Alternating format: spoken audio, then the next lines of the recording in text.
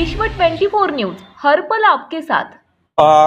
मी चरई विभागामध्ये आहे आणि चरई विभागामध्ये जर बघितलं तर ही इमारत जी आहे ते आता या ठिकाणी या इमारतीचं बांधकाम जे आहे ते चालू आहे। मात्र या इमारतीच्या बांधकामादरम्यान ठाणे महानगरपालिकेच्या शहर विकास विभागाने जे आहे ते 15 माळ्याची जी काही परवानगी जी आहे ती दिलेली होती। मात्र त्यानंतर जे आहे एक धक्कादायक माहिती जी आहे ती समोर आली। या गीता अपार्टमेंटचं काम जर आपण बघितलं तर रिडेव्हलपमेंटचं काम रिजन्सी या बिल्डरला जे आहे ते मिळालेलं आहे।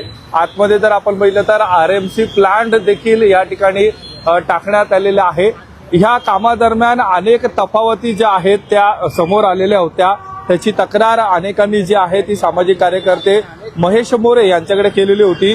काल परवामध्ये जर आपण बघितलं तर महेश मोरे यांनी ठाणे महानगरपालिकेच्या शहर विकास विभागाला भेट दिली। याबाबत त्यांनी जे काही प्रश्न उपस्थित केलेले होते त्यांची उत्तरे जी आहेत ती शहर विकास विभागाने समाधानकारक दिलेली नाहीये। त्यामुळे ही गीता अपार्टमेंटच्या आता बाहेर आपण महेश मोरे यांच्याबरोबर जोडले गेलेलो आहोत। नेमक्या काय काय त्यांच्या मागण्या होत्या, काय काय नेमके या बिल्डरच्या त्रुटी आहेत या बांधकामादरम्यान, हे आपण महेश मोरे यांच्याकडून जाणून घेणार आहोत। महेशजी, काय सांगाल? आपण काल परवाच आपण जर बघितलं तर शहर विकास विभागाला भेट दिलेली होती, 2 अधिकाऱ्यांशी भेटलेलो होतो। काय नेमक्या या त्रुटी आहेत या बांधकामादरम्यान? आपण एक्झिक्युटिव्ह इंजिनियर शिंदे यांना भेटलेलो आणि सुर्वे यांना भेटलो होतो। तुमच्या निदर्शनात मला जनतेच्या या आणायचं होतं की 16 माळ्याची यांना पार्ट ओसी दिली होती। तुमच्या समोर आहे 24 माळे झालेले आहेत। 24 माळे झालेले आहेत म्हणजे कसं आहे, नुसतं पेपरवर दाखवायचं नाही, मला तुम्हाला वास्तुस्थिती दाखवायची होती की हे बिल्डर, मोठमोठे बिल्डर लोक हे कसे प्रशासनाला स्वतःच्या हाताशी घेऊन यांची कामं करत असतात, हे तुमच्या मला जनतेला समोर आणायचं होतं की 16 माळ्याची परमिशन। हेच कोणत्या गरीब जेव्हा ग्राउंड+1 उचलतो तुम्ही त्याला 100 वेळा चक्रा मारायला लावतो, त्याच्या 10 वेळा कारवाई करता तोडपाणी करायला, पण यांच्या इथे यायची तुमची हिंमत होत नाही। कोणत्या कायद्यात इथे तुम्हाला कॉन्क्रीट प्लांट टाकायची परमिशन दिली आरएमसीचा? अरे पर्यावरणाचा बोर्ड आहे का इथे? तुम्ही बघा, हा निमुळता किती रस्ता आहे, इथून शाळा सुटल्यावरती 10 शाळा आहेत या रोडवरती। शाळा सुटल्यावरती एवढी ट्रॅफिक जाम होते, इथे जाळी कुठे? आपण आत्ता ठाण्यामध्ये आत्ता या 2 महिन्यामध्ये किती वस्तू वरून पडून किती लोकांना दुखापत झालेली आहे, त्यांच्या गाड्यांचं नुकसान झालेलं आहे, कोण भरून देणार आहे? बोललो हे सगळेजण ना हलगर्जीपणात घेत आहेत। माझं पत्र आल्याच्या नंतर यांना मी तुम्हाला सांगतो, पहिलं पत्र आलं यांना 23/7 आलं। 23/7 पत्र आलं पहिलं की यांचं उत्तर देण्यात यावं, महापालिकेने विचारलं, नुसतं नावापुरती 23/7 ठीक आहे। दुसरं, यांनी परत मी पत्रव्यवहार केल्यानंतर यांनी 31/7 सांगितलं की 48 तासात उत्तर देण्यात यावं।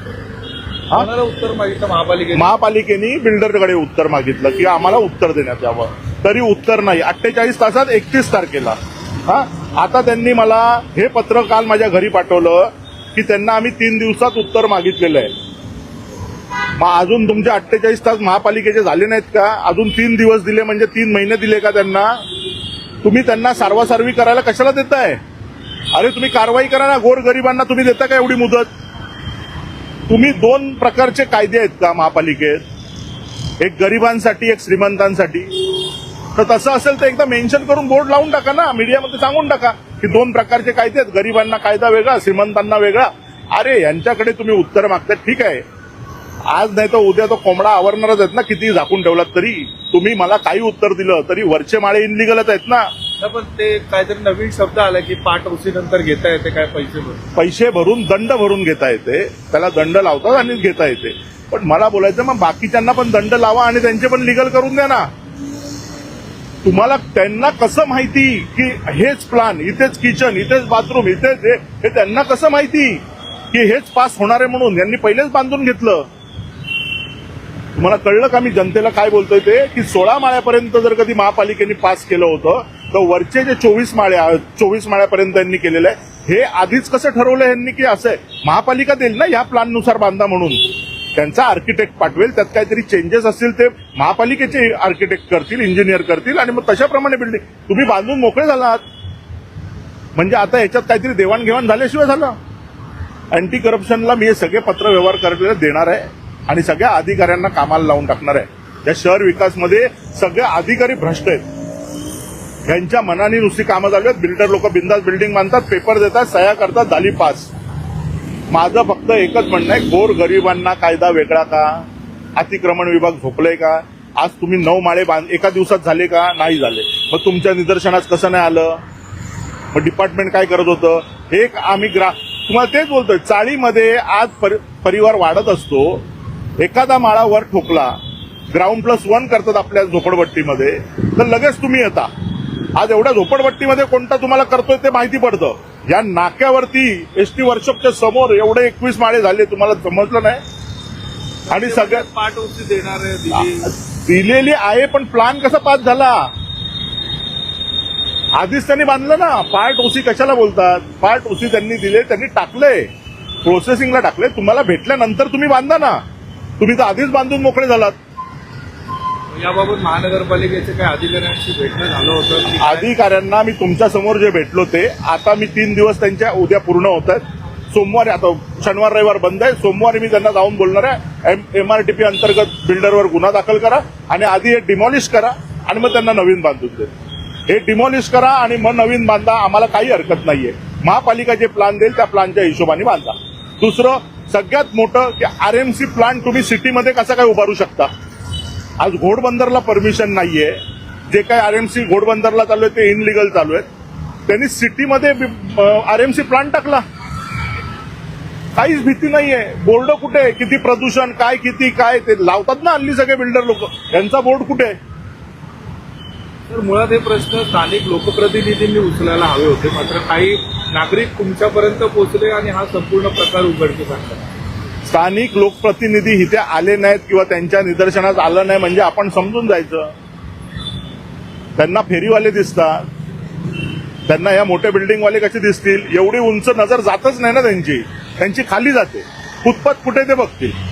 हे 50-100 वाले आहेत, यांची लायकी तीच आहे. 50-100 फुटपाथ बघा. वरती काय चाललंय? अतिक्रमण म्हणजे फुटपाथ. हे अतिक्रमण नाहीये, हे लिगल आहे सगळं. हे त्यांच्यासाठी लिगल आहे, अतिक्रमण नाहीये हे त्यांच्यासाठी. हे सगळे श्रीमंत लोकांना कायदे वेगळे, गरिबांना कायदे वेगळे.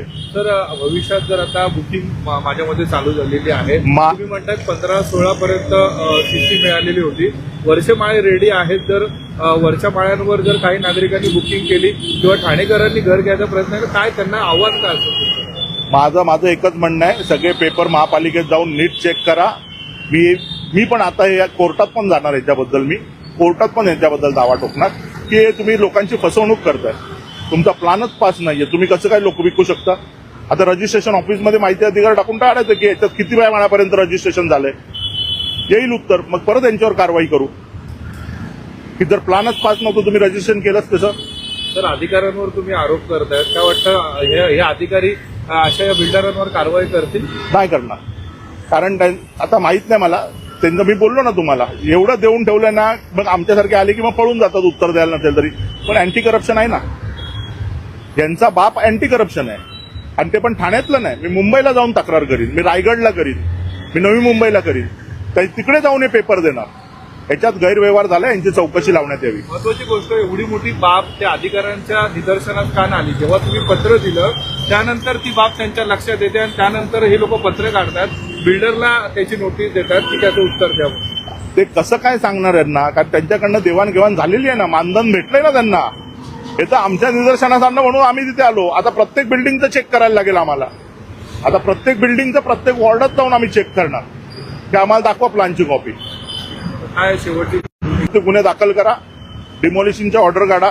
पहिली गोष्ट नाही तर तुम्हाला आम्ही अँटी करप्शन मध्ये पेपर, मी अँटी करप्शन मध्ये तुम्हाला बोलवीनच, मी पत्र देणार त्यांच्याबद्दल.